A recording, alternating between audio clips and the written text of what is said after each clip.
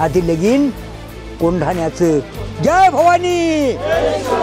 आणि मावळ्यांना अशी ताकद निर्माण केली की राजगडावरून गडाच्या पश्चिमेच्या खलनाईक किल्लेदार उदयभान आणि घेरार सरनाईक किल्लेदार खंडोजी नाईक आणि तानाजी मालुसरे, त्या ठिकाणी तानाजी मालुसऱ्याला जो खंडोजी नाईक फितूर झाला आणि पाठीमागच्या भागातून त्यांचे काही सैन्य घेऊन सगळे सौंगडे, तिकडनं 300 मावळे आणि इकडनं 200 मावळे, तो कल्याण दरवाजा, त्याला म्हणतात गनिमी कावा। तो गनिमी कावा करून हे कमी सैन्यामध्ये जास्त सैन्य मारलं।